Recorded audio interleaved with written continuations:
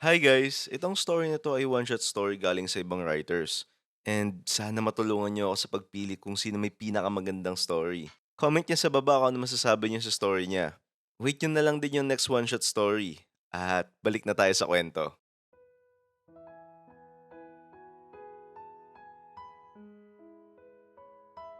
Hi, ako si Leo. Third year engineering student sa Ateneo de Manila. Sinasabi ng mga tao na ako raw ang pinakamasayang lalaki sa campus. Sabi naman ng iba, I am the life of the party. Laging may dalang jokes. At sabi naman nila, matalino ako. Kaya palagi akong ginagawang leader sa mga group projects. Siguro dahil isa akong officer sa departmental org namin, sa totoo lang, nakakatawa yun. Kasi ang pinakamasayang life of the party, joker at matalino na lalaki sa campus ay kabaligtaran ng iniisip nila. Hindi ngayon, hindi bukas, pero balang araw, baka maglaho na lang ako ng parang bula. At ang pinaka nakakagulat, ang dahilan kung bakit hindi ko pa ginagawa ay isang babaeng hindi kailanman tumawa sa mga biro ko. Okay guys, relax lang. Kung mali yung formula natin dito, pwede naman nating sabihin na experimental engineering. Loko ka talaga, Leo. Pwede ba yan, Prof?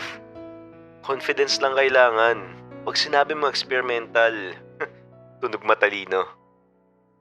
Mukhang lahat naman ng kaklase ko nasisiyahan sa mga biro ko. Pero yung transfer student, hindi man lang umimik. Hi! Transfer student? Natawa ka ba? Naiintindihan ko naman. Pero... Hindi siya nakakatawa. I don't find it funny. Oh, grabe naman. Sakit. Nagiging honest lang naman ako. Unang araw mo dito tapos inaaway mo na kagad ako. Pagiging honest ko ba, inaaway na kita? Kala ko po matalino ka. Anong pangalan mo? Maya, Leo. Sinubukan ko makipag-handshake sa kanya pero hindi niya man lang kinuha yung kamay ko. Kaya ba siya nag-transfer dito? Ganito ba siya sa dati niyang eskwelahan? Napaka-misteryosa naman. Pero parang interesado ako makilala siya. alam ko. Wow, sikat pala ako. Hindi, maingay ka lang. Okay, Maya. Challenge accepted. Papatawanin kita bago matapos ang SEM. Good luck. May napansin ako kay Leo. Lahat tumatawa kasama niya. Pero walang nakakapansin kapag nawawala ang ngiti niya. Maliban sa akin. Kakatapos lang ng meeting. Drained na ako. Tapos na naman ang araw. Uuwi na naman. Paulit-ulit na lang yung mga events sa life ko na to. Nakakasawa. Si Maya ba to? Mukhang hindi pa siya gaano nagkakaroon ng friends dito. Maya! Maya! Sandali. Leo? Oh, bakit? Saan ka pupunta? Uuwi na. Bakit? Dito ka ba dadaan? Sabay na tayo. Umuwi na sila Mark eh. Okay, sure. So, how's your first day? Bakit ka pala nag-transfer? Change of environment. Parang sagot sa job interview ah. Ganun ba? You're welcome. Pwede mo na yun gamitin sa job interview mo pag unemployed ka na after graduation. Medyo mysterious ka. Observer lang. Observer? Basta papansin ko kung sino ang totoong masaya at sino nagpapanggap. Ano ibig sabihin niya dun? At sino naman nagpapanggap? Marami. Kasama ba ako dun? Pagod ka na ba? Ha? Siyempre, ang dami kayong ganap sa org. Tapos, ang dami-dami pang... Pagod ka na bang patawanin lahat? Hindi? Okay. Hindi siya nangulit. At hindi rin siya nag-interrogate. Huminto lang siya. At sa kung anong dahilan, mas bumigat lalo yung tanong. Doon ako, Leo.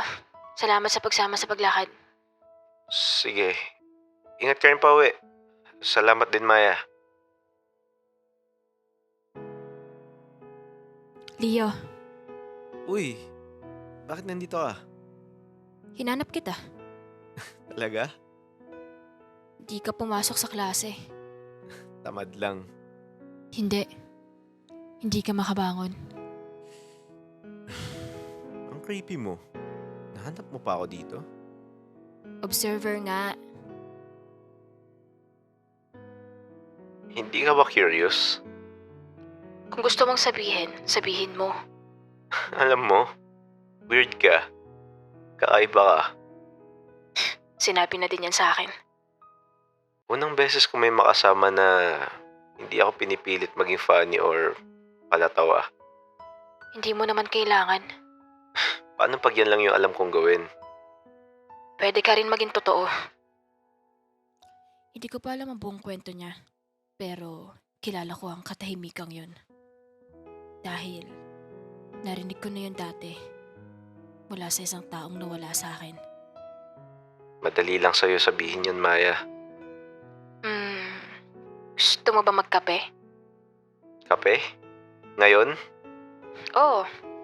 May alam akong malapit. Tara.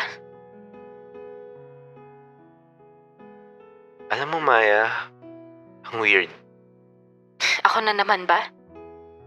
Hindi kasi kita kailangan i-impress. Sabi ko nga kanina, hindi mo kailangan. Hindi naman to contest. Pero gusto pa rin kitang patawanin. Corny. Aray, Pero effective. talaga? Napangiti mo ko. Victory! Ang ngiti na yun, delikado yun.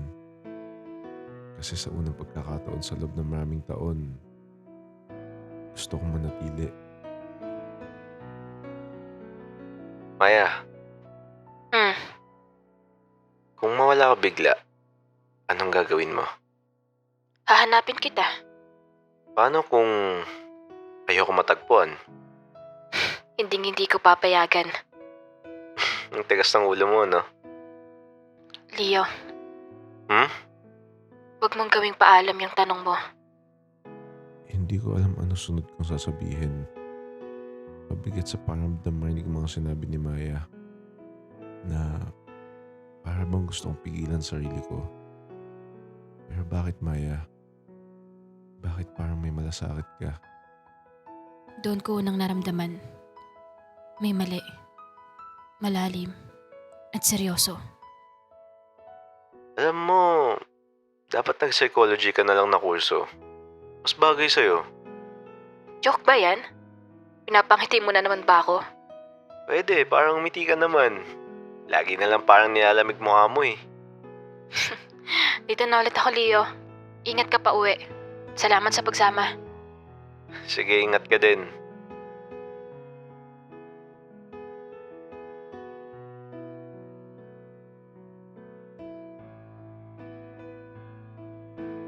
Parang huminto ang mundo.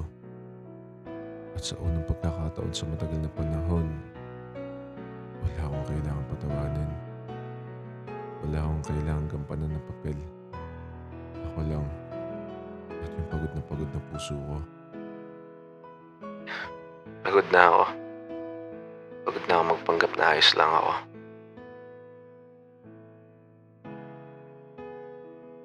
Maliit lang palang distansya. Isang hakbang lang. Isang desisyon lang. At matatapos na ang ingay sa loob ng isip ko. Patawarin mo ako, Maya.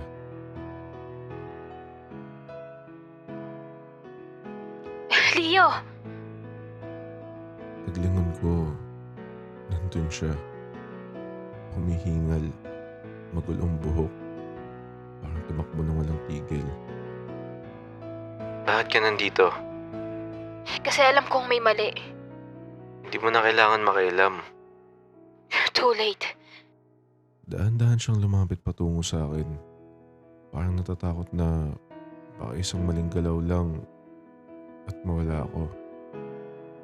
Maya, pagod na talaga ako. Alam ko, Hindi ko na kaya maging yung version ko na gusto ng lahat. Yung laging masaya. Yung laging nagpapatawa. Hindi ako yun. ako hindi. Ha? Hindi yan yung Leo na gusto ko. Bakit? Kasi pareho tayo. Hindi mo ako kilala. Mas kilala kita kaysa sa iniisip mo. May kuya ako. Masayahin siya. Palaging may joke. Palaging nagpapatawa sa pamilya namin. Ah, akala namin, okay lang siya. Pinapakinggan ko si Maya. Nanginginig pa ang boses niya. Pero hindi siya tumitigil. Tapos, isang araw, wala na siya. Maya, Hindi ko nakita yung signs. Hindi ko napansin na nahihirapan na pala siya. Hindi ko siya napigilan.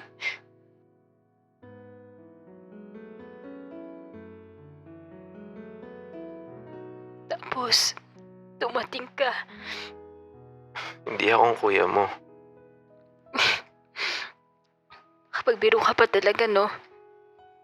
Hindi. Pero, kung mawala ka rin, 2 beses na akong mawawalan. Biglang bumigat ng hangin. Parang may pumipigil sa paa ko. Parang may humihila pabalik. Maya, hindi mo na ako kayang ayusin. Alam ko, Hindi mo ako kayang isave. alam ko rin. Pero pwede kitang samahan. Hanggang kailan?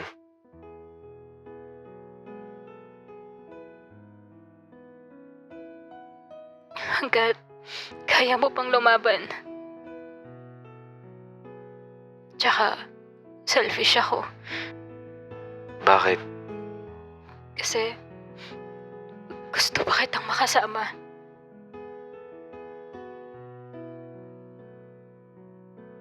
Gusto ko pang uminom ng kape kasama ka. Gusto ko pang marinig yung corny mong jokes. Gusto ko pang makita ka pumasa sa subjects mo. At gusto pa kitang mahalin. Ano? Mahal kita, Leo. Sa sandaling yun, parang may maliit na bitak sa dilim. Hindi sapat para mawala ang lahat ng sakit. Pero sapat para may pumasok na konting liwanag. Bakit? Kasi ikaw yung taong nakita kong totoo. Unti-unting umatras ang paa ko mula sa gilid. Hindi dahil biglang naging okay ng lahat. Hindi dahil nawala na ang sakit. Hindi dahil may isang taong handang manatili. Maya, pwede mo ba akong samahan? Kahit mahirap. Matagal na kitang sinasamahan. At sa unang pagkakataon sa matagal na panahon, hindi ko pinili ang dulo. Pinili kong bumalik. Sa sandaling yun, ay nabasag sa loob ko. Hindi yung masamang klase ng pagkabasag. Yung uri na nagpapapasok ng liwanag.